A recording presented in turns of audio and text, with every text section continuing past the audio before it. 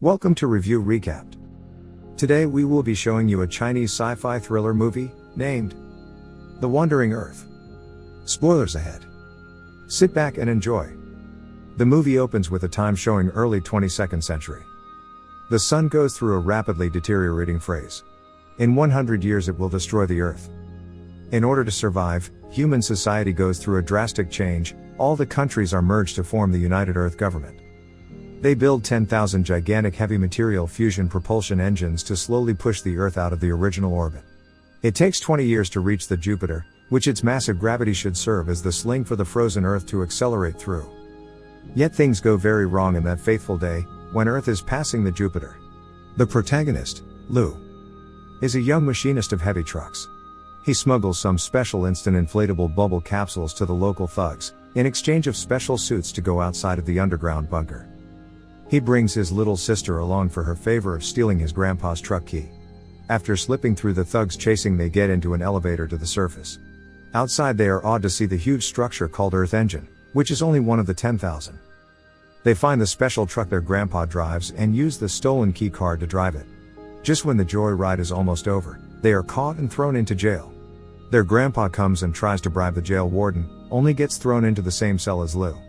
Meanwhile, on a space station called the Navigator, their father, Lu Pei, is getting ready to return to Earth.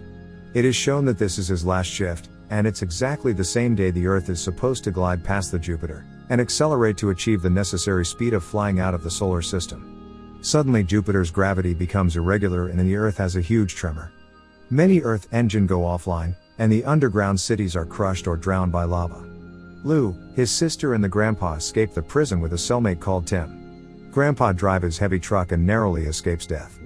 In the space station, the main computer AI, called Moss, warns everyone that the space station will go into low energy mode, and they should go back to their sleeping bag. Lu Pei, the father, calls the grandpa and is surprised to learn that they are in a truck together. He directs the truck to the nearest bunker. After that he goes to his quarter and prepare to hibernate. The truck is intercepted by a team of elite Chinese soldiers. They need the truck to tow a precious cargo called lighter core, which can be used to ignite Earth engines.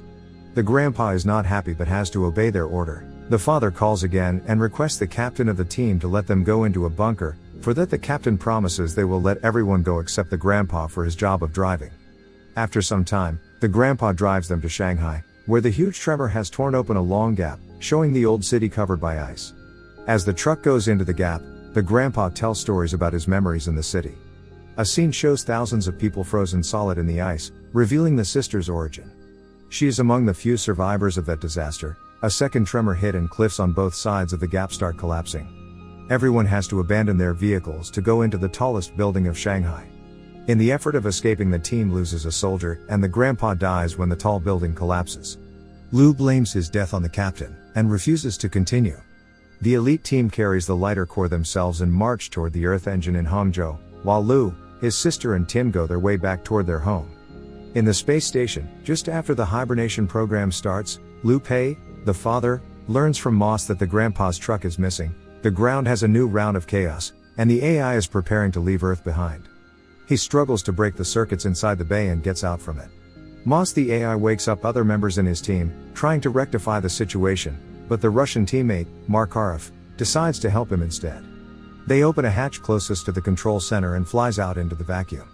To reach the control center, Makarov sacrifices himself and pushes Lu toward a moving arm. Lu gets hold of the exterior of the control center and gets in by overriding a hatch's control. On the Earth, Lu, the son, and his companions finds a crashed plane with a truck intact. Inside that truck, they meet the sole survivor, a crazy genius, Li, who told them that the Jupiter's gravity is sucking Earth's atmosphere to such a degree that the air is too thin to even fly the plane, thus the crash. He asks them to rescue a torque engine, bigger Earth engine, in Sulawesi in the equator. The truck is their last chance to turn back and go home, yet Lu decides to rescue the Earth engine in Hangzhou first. In the space station, Lu Pei, the father, gets into the computer room and tries to override Moss, yet the AI informs him that it is merely carrying out orders authorized by the United Earth Government. The ship Navigator contains all the necessary DNA and materials to start the civilization in a distant planet. So even if the Earth fell into Jupiter, the human race will continue. Outside of Hangzhou, the elite team finds out that the whole city is lost to the lava. The Earth engine there is damaged beyond repairing. A teammate died from the bitter cold. They have a fight about whether to continue the mission. A female soldier shoots at the lighter core and breaks it. The captain almost kills her for it. Just when they are all desperate, the truck driven by Lu shows up, and they now have a new mission: escort the other lighter core inside the truck to Sulawesi. When they finally almost reach Sulawesi, some other teams has successfully repaired the engines before them. However, the reading shows that the Earth is still heading toward Jupiter. All the engines' force combined cannot make Earth escape the gravity well of Jupiter. In the space station, after Moss explains to Lu that all the rescue missions are actually useless, it opens a channel to the Earth and broadcasts to everyone that they have only 7 days, until the Earth get torn apart. Listening the bad news, the genius Lee cries that they actually have only 1 day to live, while the air of the Earth being sucked by Jupiter at that rate. Watching the tremendous Jupiter looming over his head, Lu suddenly has an idea: Earth's oxygen mixed with Jupiter's hydrogen can be ignited and generate a big boom. Lee agrees with him, so he develops a new plan to rescue the Earth. Lu and Tim drive the truck to deliver the lighter core. Elite soldiers push a giant igniter pin. Lee and another tech will go to the control room, and Lu's sister and the female soldier will go to the communication room.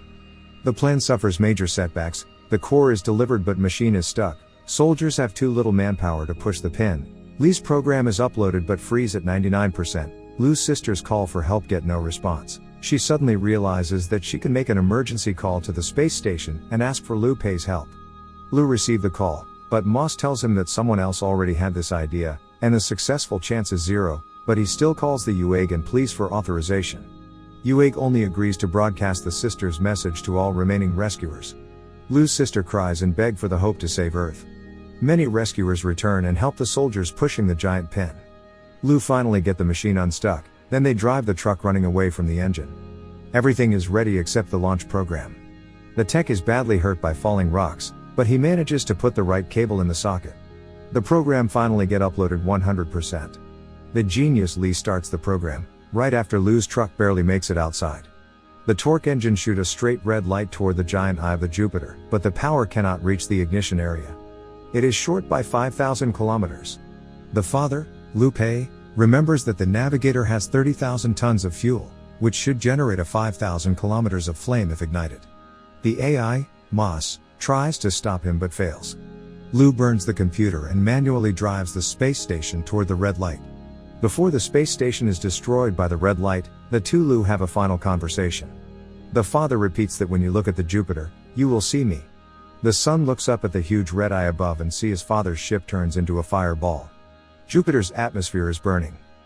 A gigantic impact wave is coming. People scramble to get into the underground bunker. Lu finds his sister with Tim. But the elevator is broken. The genius Lee advises them to hide under the torque engine, which they complies, but before they can reach the engine, the impact wave arrives and destroys the truck they are riding, throwing them out. Tim holds on a pipe, but Lu sees his sister dropping down, so he falls toward her. In the air he catches her and deploys an instant bubble capsule, which saves both of their lives. Lu's helmet is broken by the fall. The cold air is killing him.